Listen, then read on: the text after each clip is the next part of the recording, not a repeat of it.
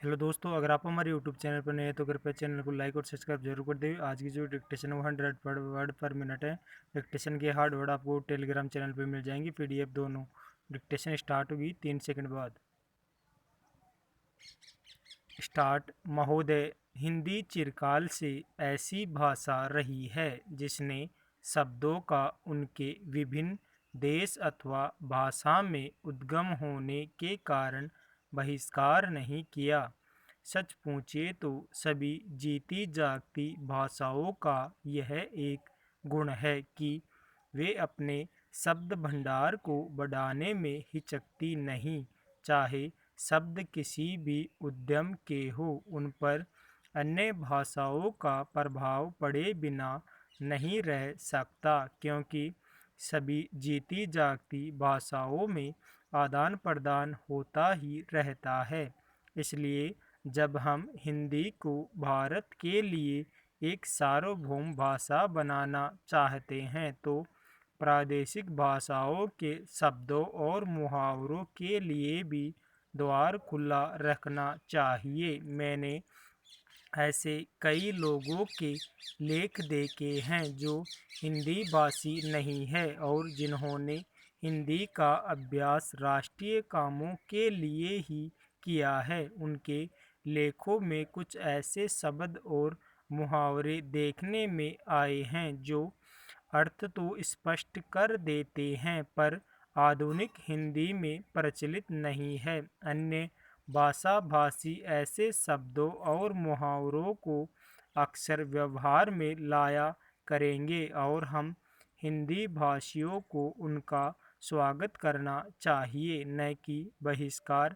हिंदी सच्चे अर्थ में राष्ट्रभाषा तभी होगी जब भारत के सभी निवासी इसके साथ प्रेम करने लगेंगे और इसकी उन्नति में अपना गौरव मानने लगेंगे। यह भावना तभी उत्पन्न और परिपुष्ट हो सकती है जब वे यह समझने लगे कि हिंदी में कुछ उनकी भी अपनी देन है और हिंदी पर उनका भी कुछ अधिकार है। मैं समझता हूँ कि हमें इस भावना का स्वागत करना चाहिए और इससे डरना नहीं चाहिए। मैं तो यह भी मानता हूँ कि कहीं कहीं हमारे व्याकरण पर भी हिंदी भाषियों का प्रभाव पड़ेगा और हमको उससे भी नहीं डरना चाहिए। पेरा इसलिए मैं चाहता हूँ कि हिंदी भाषी और हिंदी संस्थाएं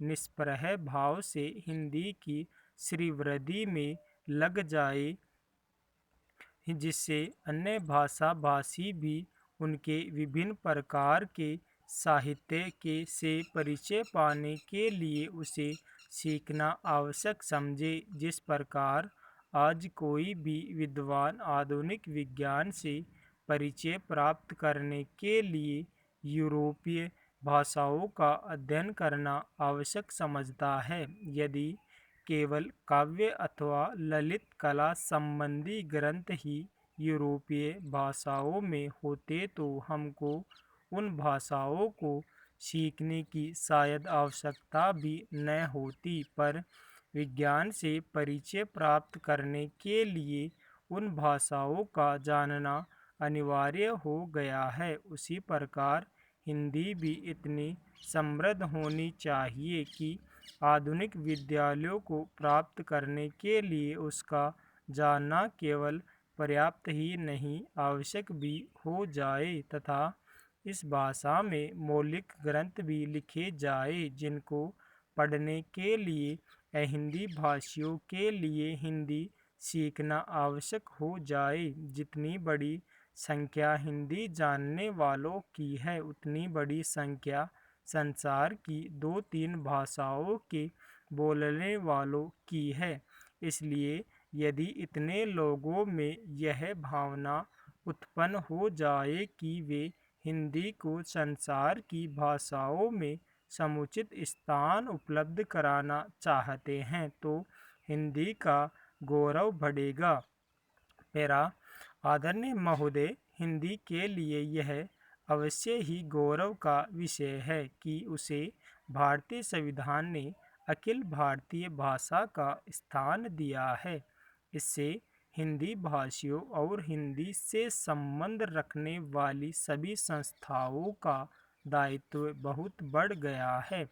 संविधान में हिंदी को यह ऊंचा स्थान दिए जाने का विशेष कारण यह था कि इसके जानने और बोलने वालों की संख्या भारत की दूसरी भाषाओं के जानने वालों से कहीं अधिक है।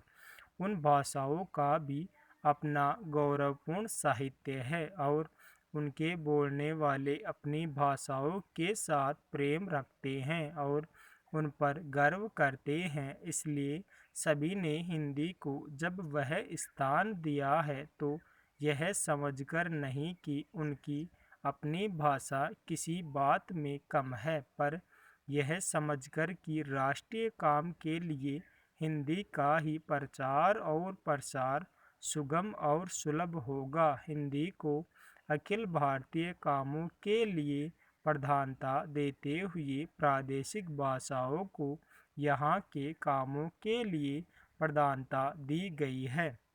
इसलिए यह अनिवार्य है कि जहाँ हिंदी का प्रचार हो वहाँ प्रादेशिक कामों के लिए स्थानीय भाषाओं को भी प्रोत्साहन दिया जाए और वे अपने सीमित क्षेत्र में अपना काम सुचारू रूप से करें। शायद यह कहना भी अनुचित न होगा कि हिंदी भाषी राज्यों में तो हिंदी का वही स्थान होगा जो किसी भी प्रादेशिक भाषा का उसके अपने राज्य में, पर अन्य भाषा भाषी राज्यों में सीमित काम और अखिल भारतीय क्षेत्र में प्राय सभी काम हिंदी द्वारा किए जाएंगे।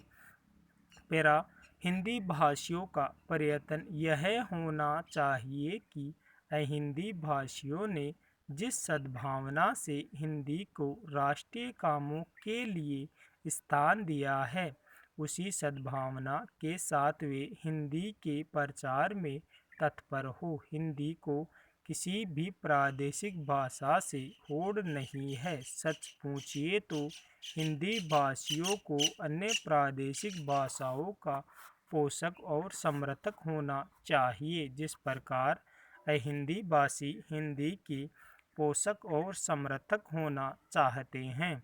हिंदी भाषियों के व्यवहार और आचरण से यदि कहीं भूल से भी यह आभासित हुआ कि हिंदी अन्य सभी भाषाओं से अधिक समृद्ध, अधिक परिपुष्ट साहित्य वाली या प्राचीन तथा नवीन विचारों और भावों को व्यक्त करने में अधिक शक्तिशाली भाषा है और इसलिए इसको अधिकार है कि अखिल भारतीय राष्ट्रीय कामों के लिए यह राष्ट्रभाषा मानी जाए, तो इसका फल यह होगा कि अन्य भाषा भाषी हिंदी के प्रति ईर्ष्या करने लगेंगे और जो संविधान चाहता है वह काम पूरा नहीं हो सकेगा और हिंदी उस स्थान को प्राप्त नहीं कर सकेगी जो संविधान ने उसे देने का निश्चय किया है। दूसरे शब्दों में हमें हिंदी का प्रचार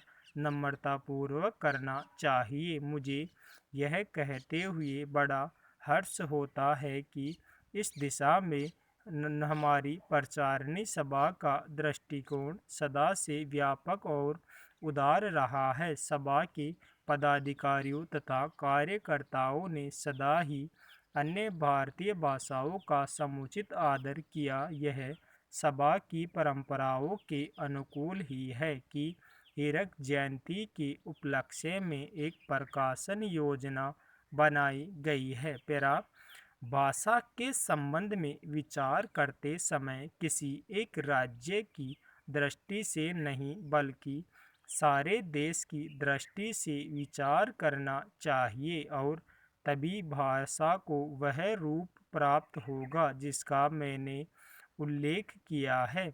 महात्मा गांधी देश में उस भाषा को चलाना चाहते थे जिसे वह कभी हिंदुस्तानी अथवा कभी हिंदी कहते थे। स्टॉप।